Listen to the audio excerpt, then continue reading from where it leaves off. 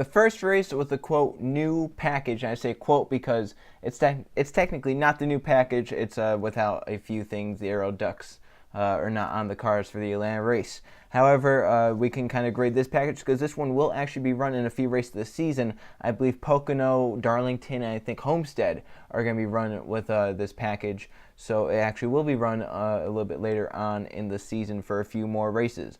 But to start things off about this race, it was a good race. I'm not going to call it a great race, the best race ever, and I'm not going to call it a horrible race or anything. I'm not going to overreact with stuff like that. I'm not going to call it two extremes. I'm going to put right in the middle, good race, maybe like a 7 out of 10.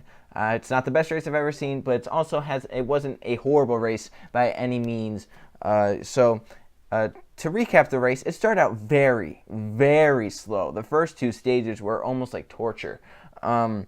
Stage one, Almirola started on the pole. He jumped out. I think Stenhouse led the first lap, but then Almirola quickly got back, pulled away to about 2 seconds. And then Larson took over. I think he pulled away to a 5-second lead or something, and it just looked like it was going to be a normal race from there on out. Larson pulled away to a 5-second lead.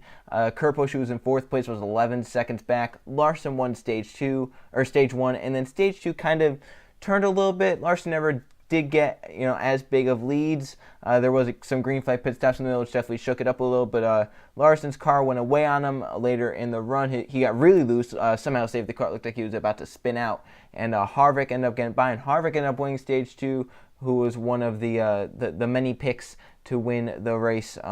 He was probably the most favorite to win the race. And then stage three really did turn the race around. Looking at stage one, I was like, man, this race sucks.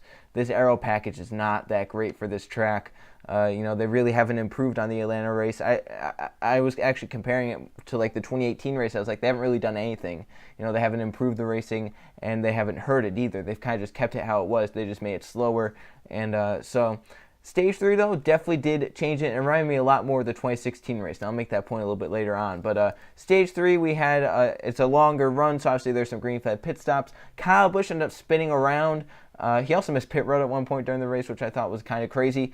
But then he had a flat tire, I believe it was. And so he ended up drawing a caution for that. I think NASCAR saw the smoke coming out from behind and said maybe we should throw the caution. There might be some debris. I think there was some debris on the top groove where his tire let go. And then ended up, that the race went back on. And then we saw some pass for the lead here and there, and we saw some passes, so it wasn't really terrible. But then ended up then the next green flag pit cycles, which were supposed to be some of the final ones, Ryan Preece is leaving pit road, and I think it was Cody Ware, I think in the 52. Is that who drives it? Someone, BJ McLeod, someone, I think it might have been BJ, was coming in, and Preece was looking down his tank, didn't see, and ran right into the rear of the 52 car. Ended up leaving a huge thing of oil, of whatever it was, behind him. The caution had to be thrown, and because of the timing of it, they were actually pretty far into pit cycles. Only two cars that stayed on the racetrack, Joey Logano and Kurt Busch, were 1 and 2. And they were the only two on the lead lap, as they were the only two that stayed out on the racetrack. Martin Truex Jr. was the first off the pit lane. However, he had fallen a lap off the pace of leaders in third place. He also got a penalty, which I'm going to talk about more later because it was kind of sketchy what happened with that. But there's a big controversy in who got the lucky dog and who was going to get, the wave arounds and all that. Brad Keselowski, who was fourth at the time, the second car one lap down, got the free pass. And you might be wondering, why did Keselowski get the free pass instead of Truex, who was the first car one lap down?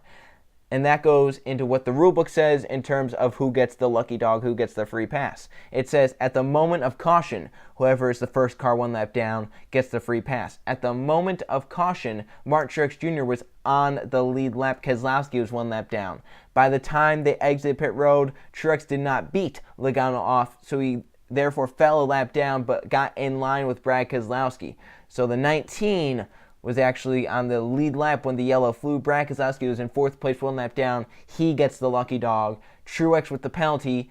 Then they said they reviewed it, and then they called for the penalty to be retracted. However, I never heard them say that over the radio. I just heard them call the penalty in the 19, never retracted. But nonetheless, it's up for a mad dash to the checkered flag with Logano and Kurt Busch up at the front where they have not been all race long. Keselowski third, some lap cars in between those three, and then some more lap cars, and then the wave around cars with Martin Truex Jr. there. Ricky Stenhouse Jr. is going to be a big player in how this all played out as well. So On the restart, Logano and Kurt Busch run side by side. Logano and then Brad Keselowski start running side by side. Keselowski gets through, and then Logano calls over the radio and says, "I have a vibration." Logano has a vibration. He says, "It's getting worse. It feels like a loose wheel. I don't want to come, though."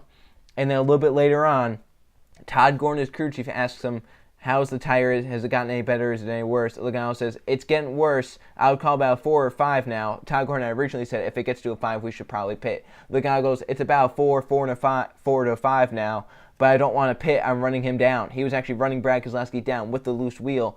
He put the gap from a little over 1 second to down under 7/10 of a second. Finally, Todd Gordon said, "We have to come." Logano came down pit road, ended up surrendering second to, I think it was Kurt Busch, who was bound with Martin Truex Jr. Truex then got the spot over Kurt, got up to second. However, there was a big fight in terms of lap traffic with Martin Truex Jr. and Ricky Stenhouse Jr. Stenhouse had been holding Truex up for a long time, and it definitely impacted how the race played out for sure, and I feel like that actually did impact who won the race. Ricky Stenhouse Jr. did impact, I think, who won the race. So as we're going along, some other cars have tire issues. Ryan Blaney had a right front tire go flat, or not go flat, but he had a right front tire that started to unwind. Same with Daniel Hemrick. Blaney was inside the top 10. Hemrick was inside the top 5 when it happened. Daniel Hemrick is having such a great run, and he ended up having a tire issue, which sucked for him because he had been having a great day, and ended up having to come down pit road, lost a lap, and finished in the 20s, I think. But so then Stenhouse was holding Truex up. Finally, when Martin got around him, he set his sights on the 2 in a way that I had never seen before.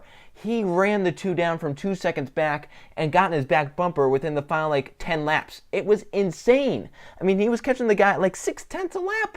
I mean, Truex was absolutely insane. Definitely had one of the better cars of the day, but ended up just falling a little too short. Brad Keselowski won the race, and it was actually pretty good run to the checkered flag. 26 lead changes on the race, and Atlanta never disappoints for sure. But that's where I kind of want to talk about some kind of trends about the race and talk about the package that was used as well with it. So I'm going to first start with Atlanta because I feel like that Atlanta is a track that doesn't get praised enough for how it is.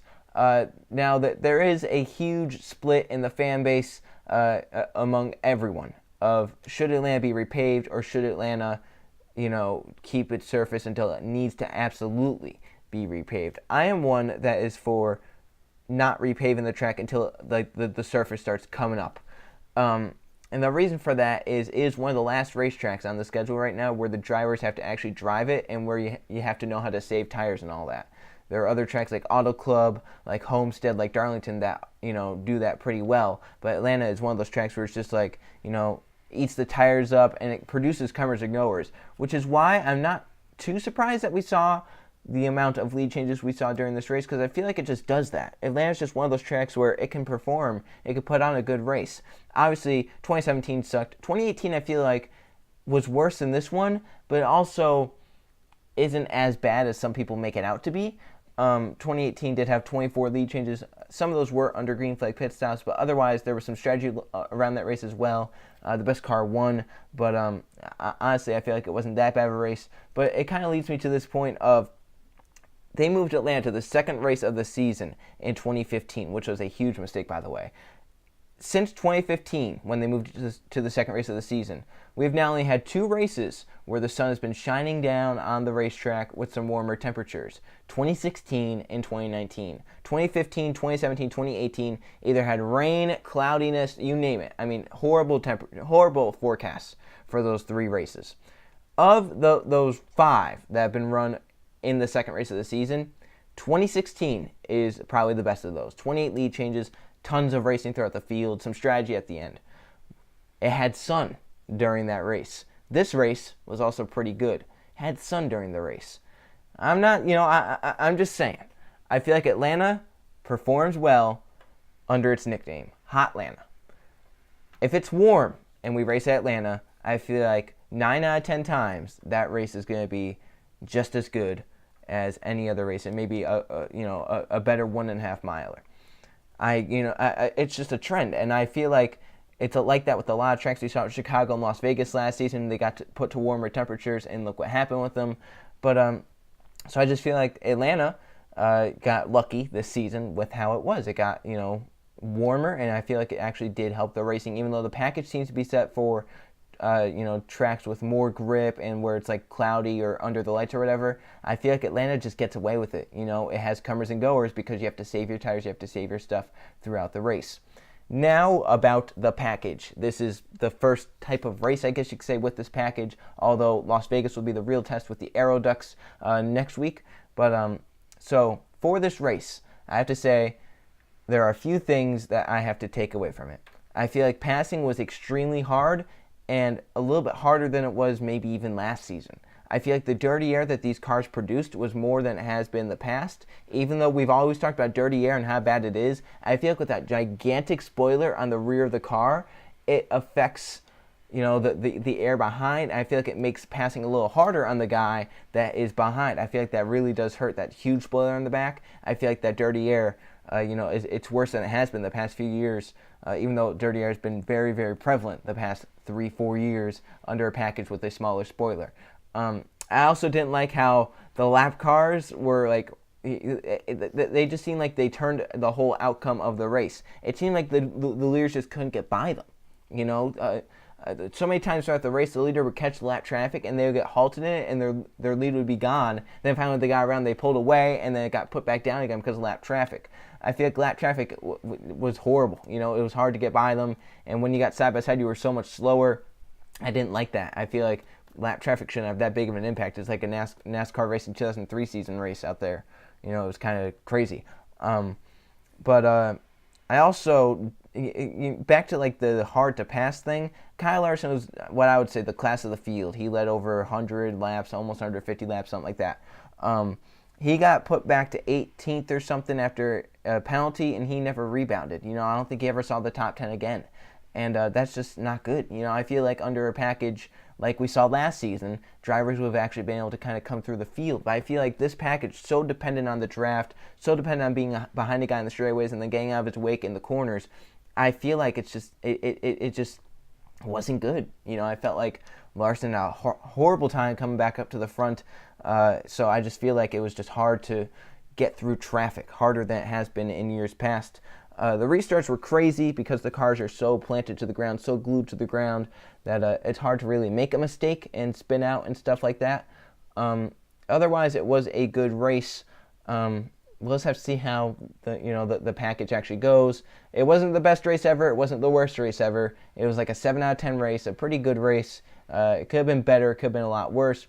Really, the first half of the race reminded me of like 2017 or 2018's race, and the second half kind of reminded me of 2016. I just feel like the race did get better as it went along, and we saw some good moments throughout. We saw a good finish.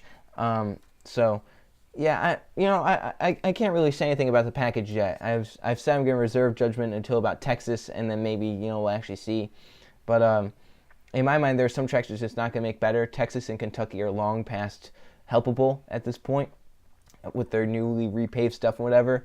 And I feel like, it's just going to be single file around the bottom. That's not really going to work with this package, I don't think, but we'll just have to see how it goes. But, yeah, that was my thoughts on the Atlanta race. Good race, and we'll just have to see how it goes from here with the rest of the races. With now, it's going to be the actual package. And then we go to Phoenix, where we go to last year's package just with a gigantic spoiler on the back. So it'll be interesting to see how that plays out with last year's tapered spacer with a gigantic spoiler this time around. So I don't think I'm really forgetting anything else that I wanted to mention.